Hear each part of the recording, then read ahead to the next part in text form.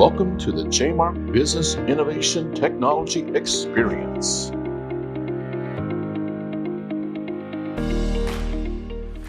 Welcome everybody to the JMARK Business Innovation Technology Experience. And today we are going to talk about the topic of JMARK's, we internally call it our proven process, but it's essentially the process that we have found over many years has worked to help make our clients have successful IT environments and successful businesses. So Tom, before we dive into this process, can you give kind of a high-level overview and kind of paint a picture in people's minds of what exactly we are talking about and why it's so important? Yeah, it's the proven process, as we describe it, is for us the ability to begin the relationship with our clients, and from the inception of a conversation about whether or not we should do business together as partners, all the way through to the point where we're helping our clients innovate and really use technology within their business to create new revenue streams, new products, new capabilities, to create efficiencies and capabilities for their people to work in new ways or to get more done with fewer people. So it's the processes that we go through, the steps that we go through to facilitate that success for our clients and marry that up against our capabilities and skills and promises as an organization.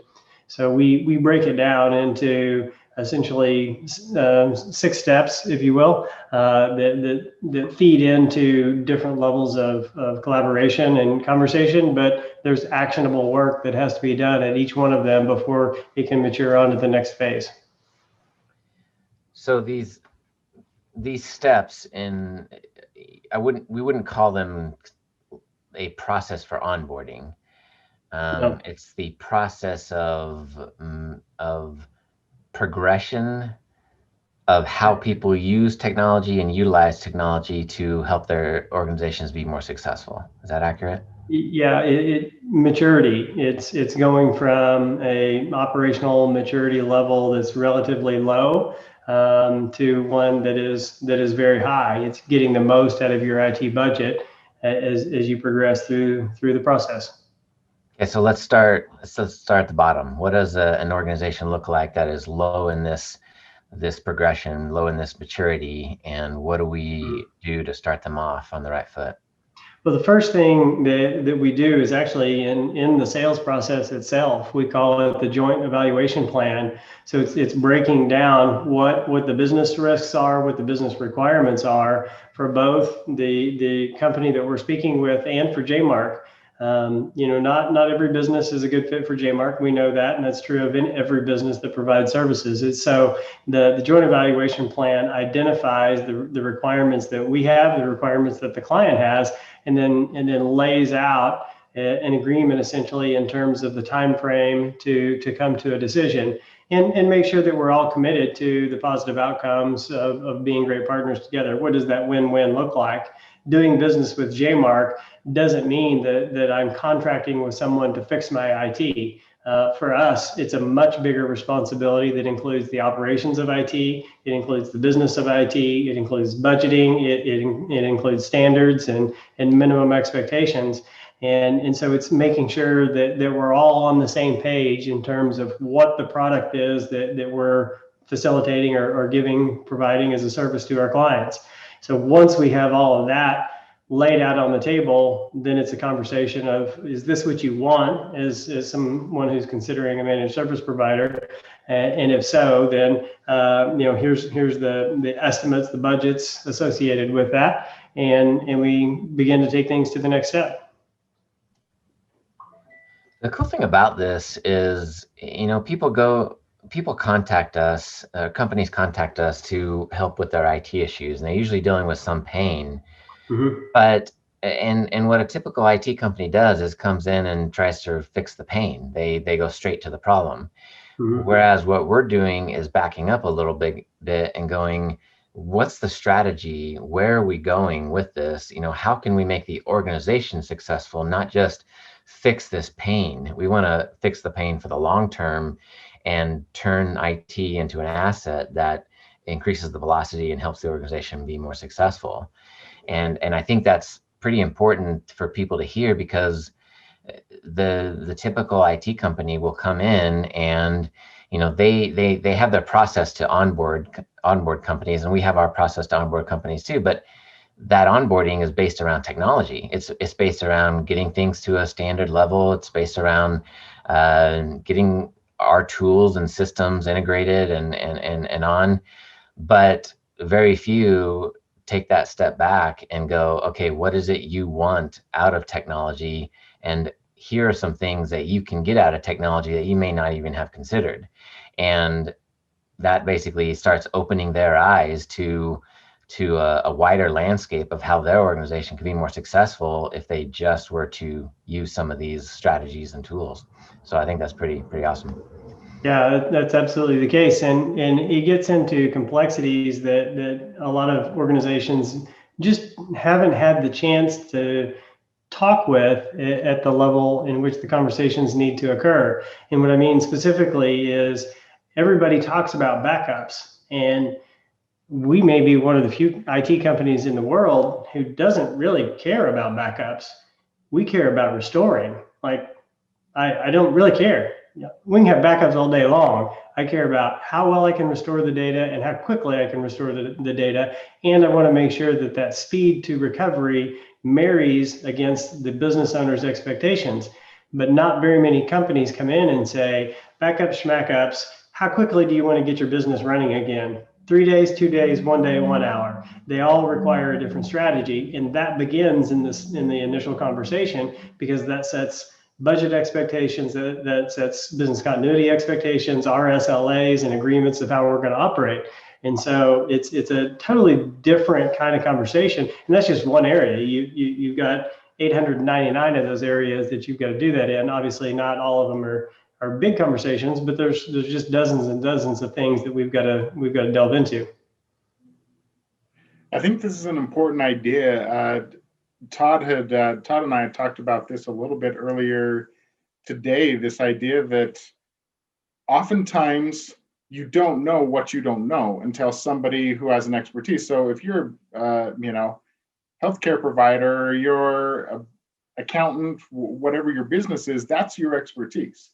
And so you're so focused on that, you shouldn't need to also try to be an expert in IT. So you wouldn't have taken the time to stop and think about these things. And that's where someone like JMARK that can come in and explain these things to you and show you how these strategies work and why they work is so important. And it's not even so much about being an expert or not being an expert. When you're in a field and your business is manufacturing, or your business is healthcare, or whatever it is, you have these blinders on, so to speak, and where you're going and serving your customers and creating your products. And when you have problems, whether they're growth problems or scalability problems or operational problems, you're stuck in your little world. And what we do is we come in with this entire new world, and we're basically taking off a blinder and opening up this entire viewpoint of, that's all good, but have you thought about this? And okay, I understand you want to go here. Have you thought about using this? And there are just so many amazing technologies and strategies that we employ that just open people's minds to greater business success. Well, it's just like anything else. I mean, you don't pick up the phone and call your doctor when you need legal advice. And it makes no sense for one business owner that's in manufacturing to pick up the phone and call another business owner in manufacturing and saying, hey, I have this problem with IT. Can you help me solve it? And we find oftentimes that that's what happens. Surely it's a good way to get references and referrals towards partners that can be a good source. But you just, like what you said, you don't know what you don't know. And so you need to have that capability for someone to come in and challenge the status quo so that you can consider and view things in a different way. And that does end up in causing the sometimes the conversation to stall for a period of time, because when you have new information, you have to concentrate, you have to think about it, you have to develop a view and a perspective of how you want to move forward. But once you understand that, then it becomes an accelerator for you. It becomes that enabler for the business that allows someone to keep pushing down the road and do new and more efficient things. And it becomes really exciting. Some of the best stories that we get are when we have it's a gift. We get to come in and do good work for folks. And then we'll go back and we'll check in with them some period of time later. And the answer is, I don't know how we ever got by without JMARK. Like, we were just like, great, this was horrible. I didn't even know it was that bad, but it is that bad. And now I can't even imagine doing business without them. Like, those are the best stories in the world that we love to hear. That's awesome. Okay, so we're at the bottom of the progression here, and the next step is triage. Mm-hmm. Can you explain a little bit about triage and what that means? Yeah, absolutely. So when you break down why businesses decide to engage it's for specific reasons. They're dissatisfied with the current way that IT is operating, whether that's another managed service provider that's not getting it done, whether it's an internal IT department that's doesn't have all the adequate resources that they need. Maybe they're underskilled. Maybe they just have kind of gone stagnant in the industry and they can't keep up with the new technologies. Maybe it's a business that's growing really fast and they need to work with a managed service provider that can handle their scale or growth speed. So there's a myriad of reasons why companies come to it. And then there's kind of the worst reason that businesses come to JMARK, and that's when shit hits the fan. And we have the situation where, we've had a security incident or a data incident or, crash of some kind. Those are always the hardest ones to come into, but we do it anyway. It's just a harder set of things to navigate through, a bigger triage, if you will. But the reason that I point all of those out is because the first thing that we have to do is to identify what the pain is in the environment. So if it's an existing managed service provider or an existing IT department, what is it that exists in the environment that isn't at best practices? Is it the design? Is it the best practices being implemented? Is it the group policies? Is it the security infrastructure? Is it the way that antivirus is being managed? Is it the way that the network is designed from a topology perspective? What are the things that are broken in the network? And then we've got to fix it. And so just like triage in a hospital, the first thing you do is identify and solve those quick things where you need to alleviate the worst pain points. That's what we do inside the network. And then we come back to the table short after that to enter into kind of a deeper conversation, a collaboration of what does it mean to take this environment that we've made the best of in terms of what we've got, and then what's the strategy going to be to move it to the next level, and how do we need to do that? Sometimes that requires a budget because we've got hardware or software or whatever that needs to be upgraded or replaced. Sometimes it's just a reconfiguration. We just need downtime in order to rebuild something or reconfigure something in order to get the network stable. So the triage phase is really around the technology and any workflows and processes related to that. This is the process that most IT companies would call their onboarding, correct?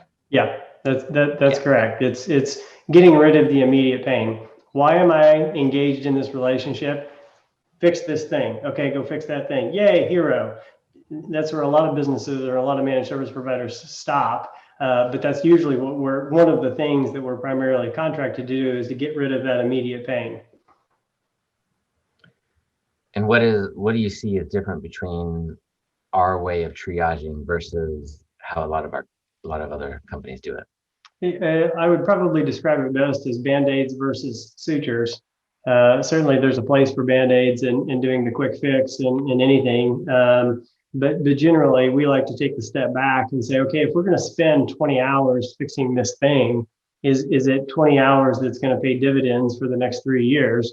Or is it 20 hours that's just going to fix this thing? And then we're going to have to go in and spend another 60 hours to get us to the 3-year solution. So the way that we look at it is because we have very specific standards and best practices in all aspects of the network, it's It's where do we need to invest the time in order to make sure that the client gets the value for an ongoing basis, so that we're not back at the table down the road saying, okay, we've got to fix it again, and then we've got to fix it again, and we've got to put another patch in place. It's like anything else. You don't build a house without a foundation. So this phase is very much putting the right foundation in place so that we can get the velocity out of the technology for the next 3 to 5 years. And does this include, so you mentioned pain points, Tom, and obviously that's the first thing, that's what's on top of mind of the clients, but does this also include looking at risks and things that perhaps they don't even know is the problem because it's under the surface? 100%. In almost all circumstances, when we walk in the door, there are substantial gaps in security, whether it's patch management, antivirus deployments, configuration of those things, password management policies, user training, network design. We walked into some environments that have had firewalls and infrastructures that haven't been updated for years. So you're walking in and it's creating that punch list of items that are creating pain for the business, but are sometimes it's our job to fix the thing that doesn't solve the pain that they feel and see, because there's a bigger risk to the business somewhere else, and we have to say, sorry, we can't fix that yet because this is a bigger deal to the business. This could shut you down and put you out of business, and it's more important that we get this done. A quick, easy example of that is some people think that patches are just patches and you just throw them on. But in a server environment, you never patch without getting a good backup and then testing that backup to make sure that you can restore, back to our conversation. So if we know we can restore, then we have permission to start doing patching, even though it's a big security risk. But sometimes we'll walk into an environment and find that the backup's not been completed for 60 days. So the first thing that we have to triage is get the damn backup, and then we have permission to start looking at other things.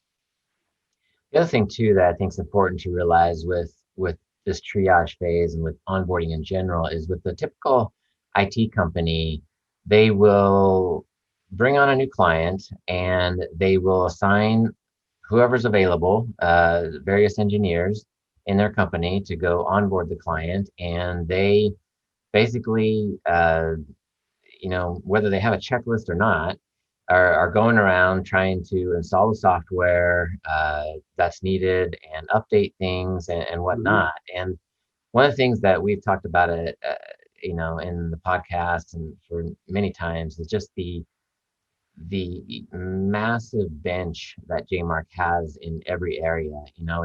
If our onboarding team, and we have a dedicated onboarding team, discovers security issues, we have people that have advanced security experience. If they discover issues with a certain hardware vendor, we have one of the deepest partnerships with some of our partners that any MSP has.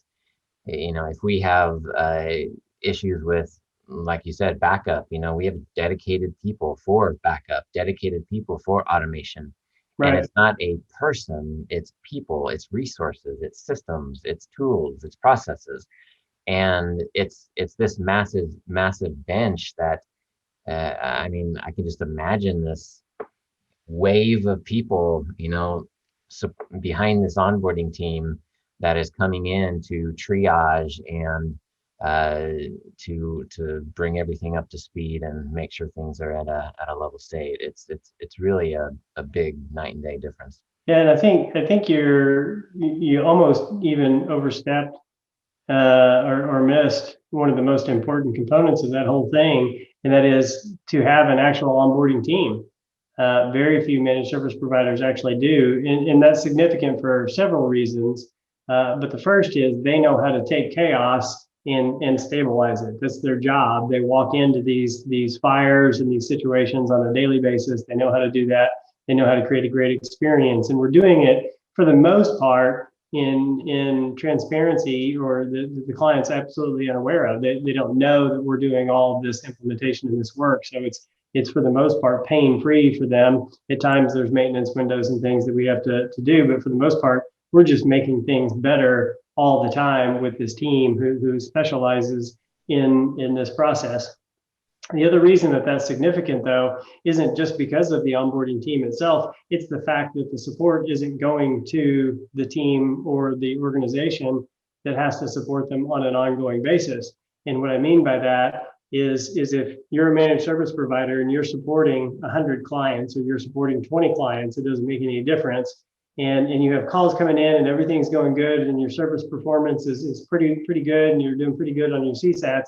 And then all of a sudden you have this forest fire dumped into the middle of all of that. All of a sudden, service for all of those clients gets really poor because you're dealing with these calls and these fires that are coming in all the time from that client that just came in. So what we decided to do several years ago was like, we need to separate that from the rest of the service department, protect our service department so that the experience for all of our clients is really good.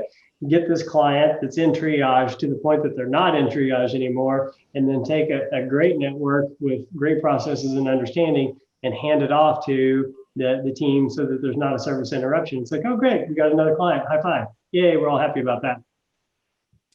So this triage phase sounds pretty intense, like it's a big change for the company. But I think you said something like it doesn't really disrupt the day-to-day, at least for the end users. Yeah, that's absolutely correct. I mean, there's obviously going to be a transition of how the end users receive support because we're providing support versus whatever the historical was. So it's training the users and helping them to get comfortable with a new method of getting support. But as we're patching computers, that happens in the middle of the night. As we're working on backups, that happens without interrupting the server performance. So all of these things that we're doing are done in either maintenance windows or in conjunction with the business to make sure that it's not disruptive. And while our onboarding team comes in and makes raving fans out of our new client, because it's that you never get a second chance at a first impression. And so we want to make sure that people just love the support experience. And that's what these onboarding specialists do is they come in and it's like, holy cow, this is IT like I've never seen it before. And that's what we want every time. I think it's also important to understand, from a visual aspect that, during the triage phase, you're getting things taken care of, you're getting things fixed, you can bring it up to a stable level. But I can say this because I've been a part of other MSPs and in a previous life consulted with MSPs, and where a lot of companies go wrong is their onboarding, their triage is akin to a field hospital, an army hospital. Somebody gets shot, somebody gets a leg cut up, they get them to the as good as possible so they can get back out on the battlefield. They still might be limping, they still may have missing digits or something, but they can operate and shoot a gun. Whereas at JMARK, we're getting it to a place of healing and we're doing it really fast. And it's not just let's make it work. We're getting it to a stage of you are healed, now go home and do your thing. And there's a big difference with that because if you think about it from the technology side, what most IT companies are doing are coming in, they're getting it to a best case scenario for the current situation, and then they're dealing with everything else just on the fly as things come in. They're very reactionary. They're not doing the long-term strategies and projects that will essentially stabilize the network. And that's another phase we'll move into soon. Yeah, absolutely. Well, and one of the big pieces that I think is important to point out in there, Todd, is the part of the job of the onboarding team is to create a gap analysis. So here's the JMARK standard for technology. Day one, where is it? What do we need to do to get here? And let's create a plan to get it there. And sometimes that, like I said, that requires projects, or that requires hardware. Sometimes it's budget impacting, sometimes it's not. But it's what's the strategy to get from point A to point Z in that dialogue and in that initiative, if you will. And that gap analysis has to be closed to a certain point before the onboarding team has permission to hand it over to the owning team. So we're getting it to a certain standard every single time to make sure that one, it's not disruptive for our other clients, but two, that we're delivering on the promises that we delivered or made to that client during the sales process. So once all this triage has been complete, what's the next step in this proven process plan? Yeah, so we call it collaboration. So once we get kind of the hard parts, the pain points, the big risk areas taken care of in the environment, one of the big areas that the technology companies fail is that they don't come back to the table and have really transparent, candid conversations, collaborative conversations with the business owners around what's going on in the environment and what needs to happen to get to their ultimate goals. And so that's where we're collaborating at the table. We're building our first round of budgets. So one of our big priorities in the management of the business of IT is 5-year technology plans. So we start to form the view of that technology plan, that 5-year budget, and getting a sense for what's going on within the business that we need to be aware of, or how much are we going to grow in the next couple of years? What kind of investments are reasonable and not reasonable? Are we going to facilitate remote work? Are we going to add technologies and capabilities that haven't existed in the past? And here's a menu of those things that we could talk about. So it's collaborating. Now that we know the applications, we know the users, we know a little bit about the business, it's collaborating about what happens next and what we've done so far in terms of risk mitigation and triage all the way. So it's really getting transparent about those things with the business. So Tom, these phases of triage and collaboration, and then the next one of stabilize, do you see these as phases that can occur at the same time, or are they very, step by step? Yeah, great question. I would say it depends on the environment. In some cases, it can absolutely happen all in tandem. So while we're in triage, we're also collaborating and we're working on getting into the stable category or the stable phase of the environment. In some, though, the projects are quite sizable and we'll collaborate about it and then we'll do some work and we'll collaborate some more and we'll do some more work. And so it could take months at times in order to get to the point where we feel like that we're in the stable phase of the relationship. So the difference between the triage versus the stabilize is that in the triage, we're essentially bringing things up and fixing things that are going on. The collaboration, we've identified the gaps and we're working through the strategy of how to clear up those gaps. And then the stabilize, we're actually implementing solutions to that collaboration, and we're bringing things up to a whole new level that was previously not seen. Correct. Yeah.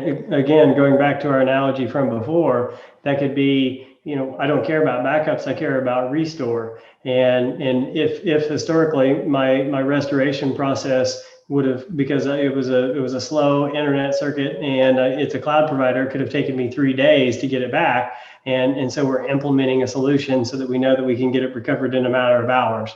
That's a perfect example of what it means to stabilize, because we're providing a business continuity plan and transparency around the technology to make sure that in the event of a business disruption, that we can get it back in operation and in the expectations that the business owners have.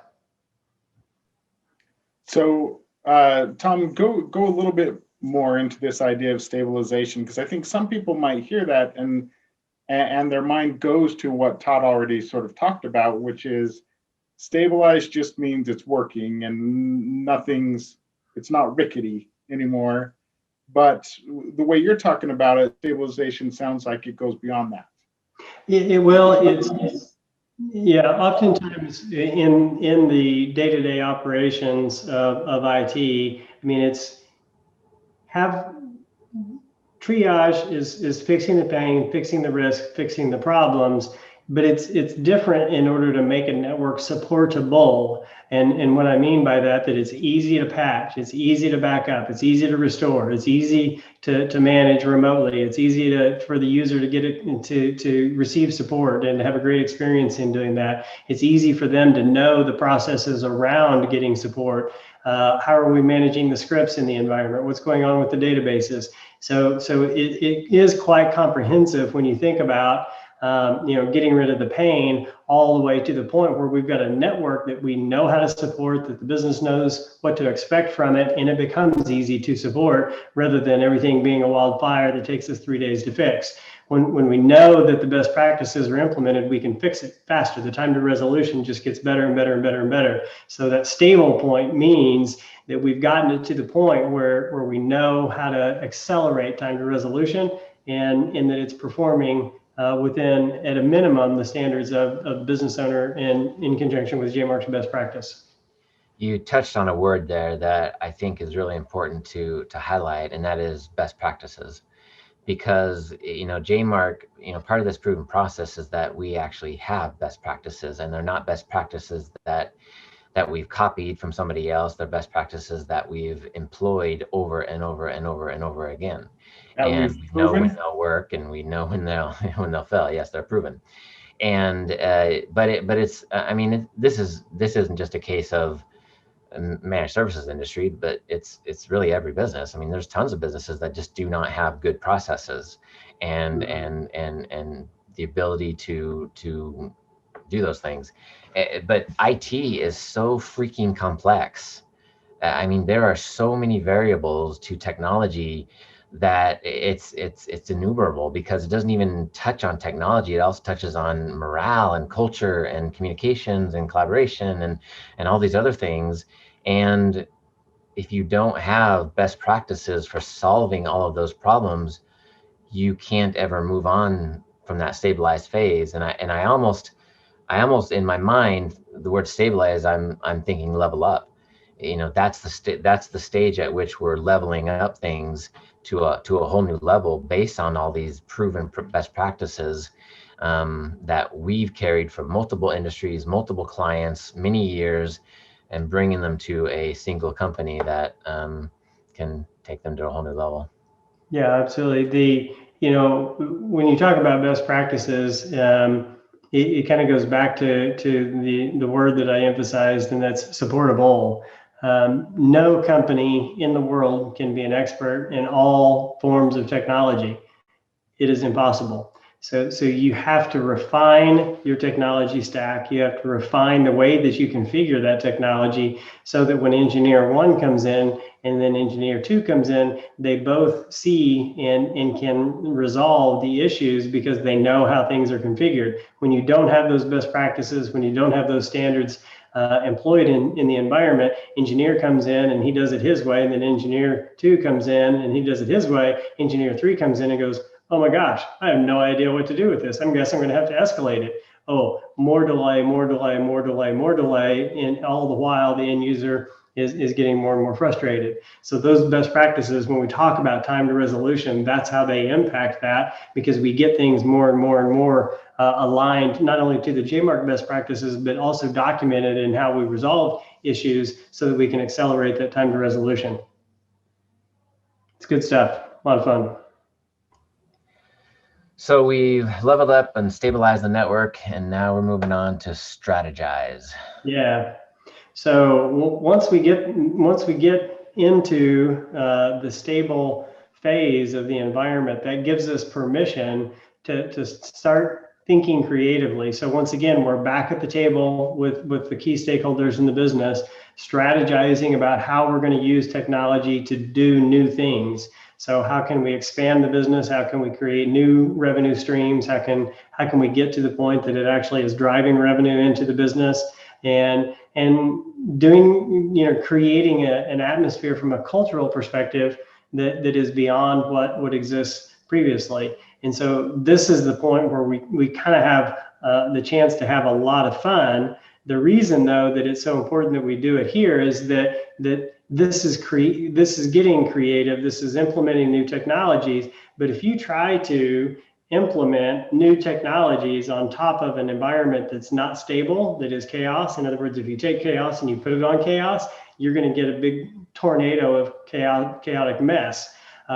So if we have a stable environment and we bring in some new technologies that we always know are going to be a little bit disruptive, it's going to sit on a stable ground, and that's going to be okay. It's not going to shut down the whole business or disrupt the whole business. It's going to have an impact that we can forecast and plan for, and that gives us the permission to innovate and refine. So it's very much about the stable phase gives us permission to bring new technologies to the table. The strategize phase in this part, in my opinion, is one of the most exciting, because you're, if you can imagine this, you come in at the bottom of this, your network is chaos, you're frustrated, your employees aren't productive, you maybe have poor communication or collaboration, possibly don't have the right tools. We've come in, we've figured out what's needed, fixed the problems, secured the organization and fixed any risks. We've collaborated on the future and on gaps that need to be fixed. We've stabilized the network, and now it's like, where can we go now? And that's the exciting part, is because now you've kind of given yourself permission, because you fixed all this crap. You've given yourself permission to look beyond the day-to-day fires and go, okay, now let's make some exciting things happen. Where can we go with this? How can we use what we have now to innovate? How can we go to the next level of collaboration, next level of communication? How can we, better meet the needs of our customers? And I mean, this is the part where most business leaders want to be. And unfortunately, they go straight there instead of getting all the things fixed in the process. And if you go straight there, it's a failure, because you're dealing with fires and disaster. Fires, disasters, and security holes. That it's when business owners go straight there, most often is how security threats get introduced, because there's not best practices, there's not a strategy, there's not a foundation to build upon. And you think about the ransomware threats and the great big companies that have had these breaches over and over and over. It's because they try to get creative in their strategy without having the stable infrastructure in place that's got the best practices that are verified and audited to ensure that those are there. And so you're exactly right, Todd. It's get there first and then build on it from that, because you certainly don't want to implement any more craziness into the world of technology that's not necessary. It becomes too complicated and impossible to manage successfully. So I know that there's not just one answer of how long this takes, because it's obviously very individual to each company. But I guess what I want to know is, when can they have an idea of how long it's going to take for them? Yeah, it's a really good question, and you're absolutely right that it does take different lengths of time for different organizations. There's a part of this conversation that there's a topic in this whole dialogue that we haven't really talked about very much, that we describe as technology debt. I think maybe we've talked about it in some other podcasts, but when you think about technology debt, essentially it's the deficit that exists in the environment, and the more deficit that exists, the harder it is to climb up and out. So if we walk into an environment and we've got really old systems that haven't been patched, and lots of work to do in the infrastructure, lots of work to do in security, and teaching users what IT is supposed to be and how to get support, if it's really bad, this could take a couple of years to get to the point, depending on budgets. It could take a couple of years to get to the point where we have permission to really dive into the strategy. With a big budget, I mean, we're gonna get rid of all these computers, we're gonna put in a new server, like all of those things. When that's possible, we can accelerate it really quickly. But most of the time, it's based on that collaboration is, well, what investments are appropriate for your industry? What are the best practices in terms of your IT spend? What debt has existed that we need to make up, and then what's our plan to get there? And sometimes that can be a matter of 6 months that it takes us to get there, and sometimes it could literally be 2 years or more, even just because we have to manage the business at an appropriate level of investment. I think you mentioned something, Tom, there that jumped out at me, which is this idea of, when we're collaborating, that we're making sure that of what works for them. I think you used the word what's appropriate for your industry, for where they're at as a business, that we're not just coming in and saying, here are some shiny things, what can we do? And we're also not letting them ask us for shiny things just because they want shiny things. We're making sure that they're in the right place for them, and it's the right area for them to invest in their technology. Yeah, and that falls into that category. I mean, I think where a lot of companies really struggle they may be good at managing the operations of IT, but are really bad at managing the business of IT. And the business of IT is lifecycle management, budget management, investments in R&D and innovation, things like that. So when you properly invest and you don't have technology debt and you're not overspending and you're not underspending, when you're in that appropriate level, which is unique to every industry, when you're in that category, it gives you that capability to make some investments into innovation or into that new piece of technology where you're trying to out innovate your competitor, whatever it may be. But it requires that the appropriate spend is in there. But what we never want to do is to have the business see and feel like that they're spending so much on technology that it's not creating a return on value. And so we want to make sure that exists every single time. So that's that fun strategy conversation from this is where we're at, this is where we want to go to. What's it going to take to get there, and how quickly do we want to go? I think what's kind of cool about, JMARK's proven process is that, if you look at methodologies over time, you can see similarities in how they operate. And, as we've been talking about this, one of the things that we've talked about a lot on the marketing side is, the levels of relationships. And, there are levels, you can look at somebody and shake their hand and, give them a hug. But if you go straight from never meeting somebody to giving them a hug, you're going to freak them out. If you go straight to a kiss, it's assault. And the same thing is happening with IT, is that you skip all of these important things and you get stuck on a plateau and you just can't move forward. And that's the beauty of this, is that even though it for a lot of business leaders that want to move fast, you take the time to do this right. And whether it takes 3 months, 6 months, or 2 years, the beauty is that once you get to this strategize, innovate, and refine, you're really opening things up to a whole different ball field.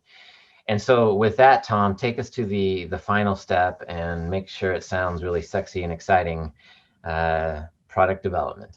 Yeah, absolutely. Well, it is really exciting. I mean, one of the things that happen within businesses to get to this point is they realize that they have the capability within the business in order to out innovate their competitor. And so how do you do that? Well, it could mean taking your business from brick and mortar to an online presence, because you've got a technology infrastructure that can weave a web presence or web portal, a web environment, video conferencing into the current infrastructure and do it well, and the experience for their clients is still really positive. It could be e-commerce. It could be selling in new geographies, expanding the brick and mortar, because now you can facilitate multiple locations and still maintain data integrity and the capabilities of the organization as if you just had one. So that capability of product development, that kind of going from strategize to innovate and refine into product development,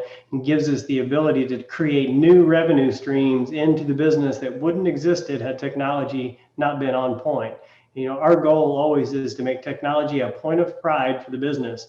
And when that happens, then you have the capability of creating these new revenue streams that derive bottom line dollars most of the time. It surely there's an investment, but the impact is straight to the bottom line and usually very, very profitable for businesses.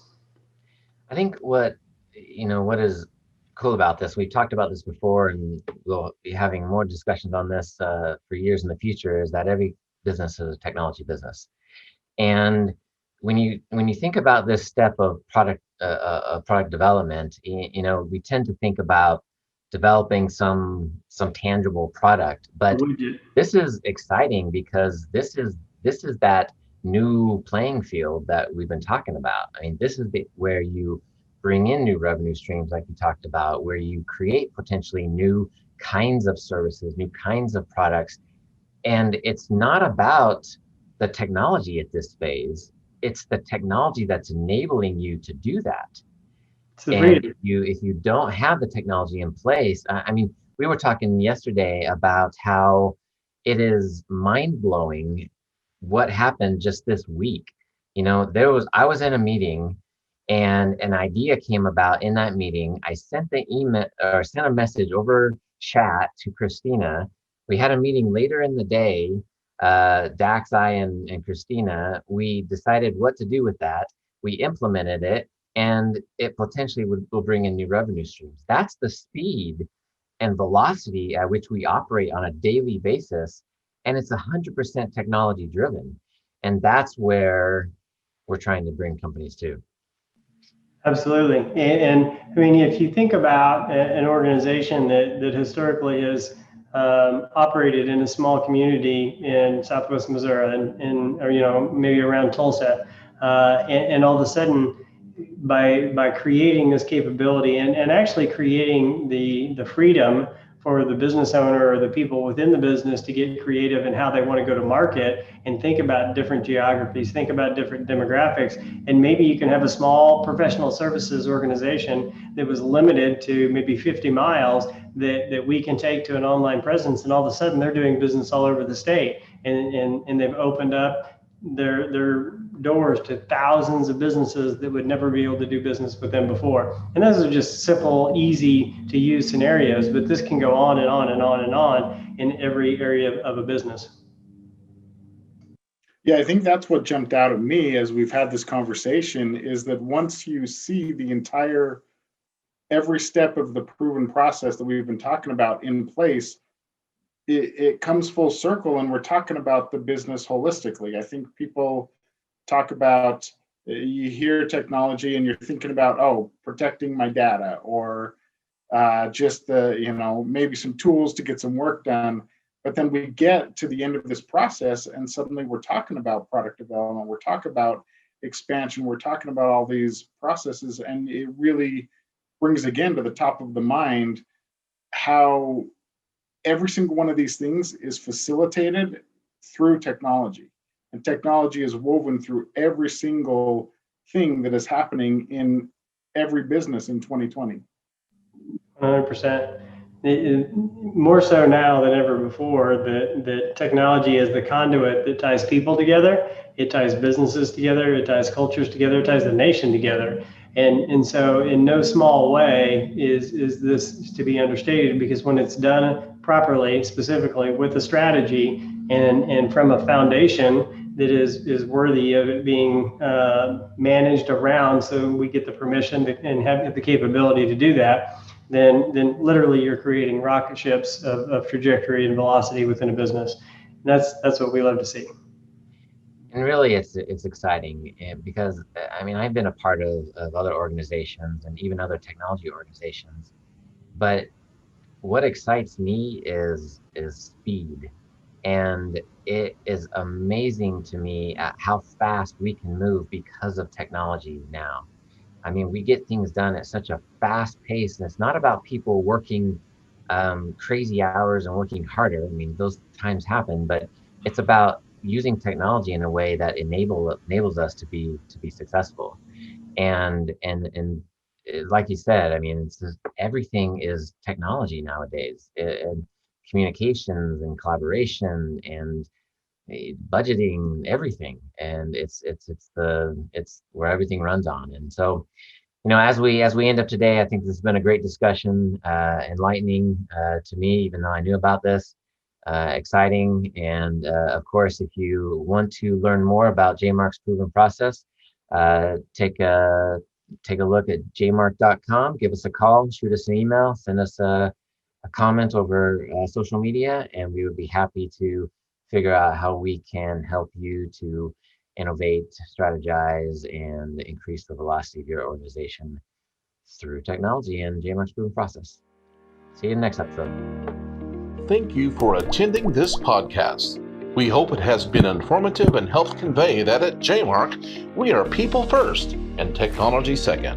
To learn more and discover additional content relevant to your business, please visit us online at jmark.com or at LinkedIn, Twitter, Facebook, and Instagram. You may also call us at 844-44-JMARK. Thank you for your time, and we look forward to seeing you again.